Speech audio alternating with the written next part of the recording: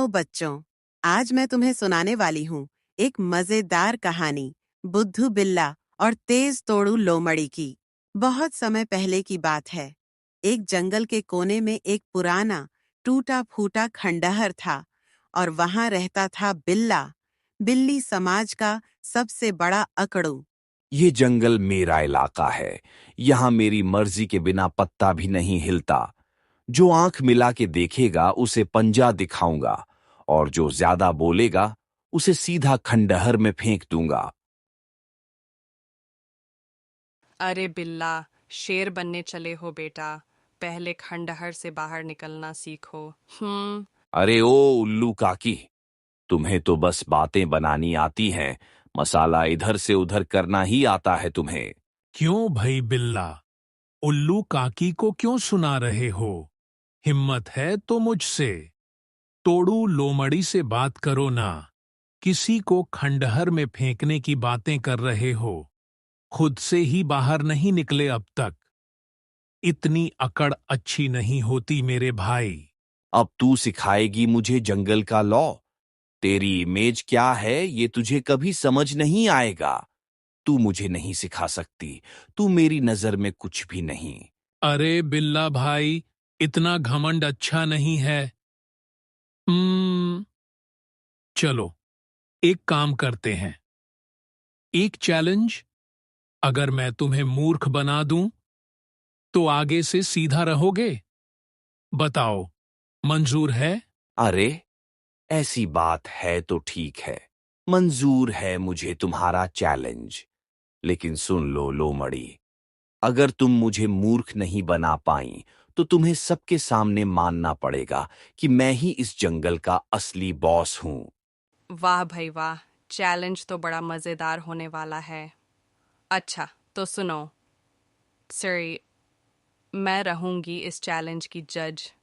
इसीलिए ऐलान करती हूँ कि इस चैलेंज का समय शुरू होता है अब। जोरदार तालियां। धीरे धीरे ये चैलेंज वाली बात पूरे जंगल में फैल गई। कुछ दिन बीते और सब जानवर अपनी अपनी जिंदगी में मस्त हो गए। तभी लोमड़ी ने चुपचाप एक प्रतियोगिता का आयोजन किया जिसका नाम था जंगल का जीनियस। सुनो सुनो, जंगल का बॉस बनने का असली मौका। जो भी 3 सवालों का सही जवाब देगा उसे मिलेगा जंगल बॉस का खिताब। 3 सवाल? हाँ, मैं तो बिना सवाल पढ़े ही जवाब दे दूं। खेल शुरू करो। अच्छा, तो सब तैयार हैं। अब हमारे सामने सारे सवालों के जवाब देगा बिल्ला। देखते हैं कि वो कितना समझदार है और क्या वो जंगल का बॉस बन पाएगा। अच्छा, तो ध्यान दो। ये रहा सवाल नंबर 1। एक हाथी को फ्रिज में कैसे डालते हैं? हूं, ये कैसा बेवकूफी भरा सवाल है लोमड़ी। एक हाथी भला फ्रिज में कैसे जा सकता है? या तो उसके टुकड़े कर दो।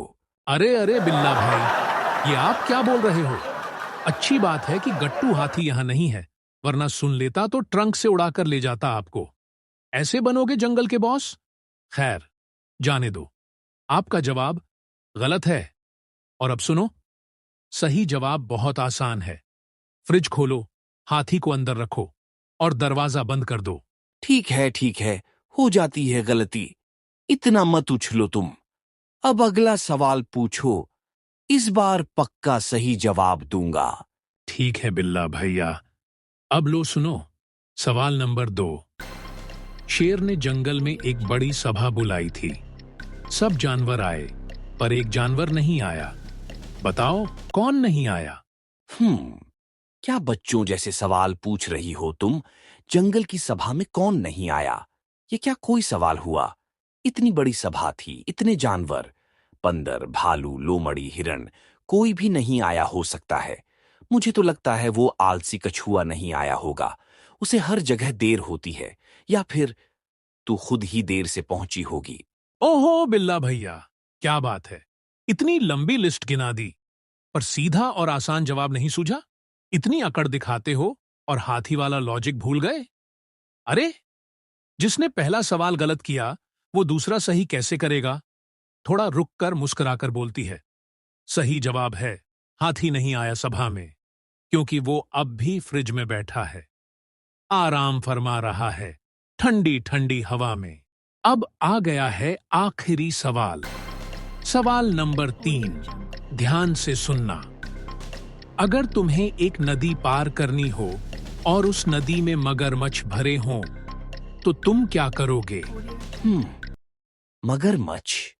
तो मैं सबसे पहले एक नाव ढूंढूंगा, नहीं तो पेड़ की टहनी पकड़कर झूलकर पार करूंगा, या फिर मैं पानी में छलांग लगाकर उन्हें पंजा दिखा दूंगा। हा हा हा हा। गलत जवाब बिल्ला भैया। सही जवाब है, नदी में कोई मगरमच्छ है ही नहीं, क्योंकि सारे मगरमच्छ तो शेर की सभा में गए हुए हैं। सुनो सुनो भाई, सुनो सुनो, चालाक लोमड़ी ने चल दी चाल, बिल्ला बना बेवकूफ बेमिसाल। देखा बिल्ला भाई, घमंड से कोई जंगल का राजा नहीं बनता। असली ताकत दिमाग की होती है, ना कि पंजों की। ताकतवर बनो, लेकिन समझदार रहो। और सबसे जरूरी, दूसरों को छोटा समझने की गलती मत करो, क्योंकि कभी कभी सबसे छोटी अक्ल ही सबसे बड़ी हो जाती है। तू ठीक कहती है लोमड़ी। आज तूने मुझे सिखा दिया, अकड़ नहीं, अकद्ल से जीता जाता है।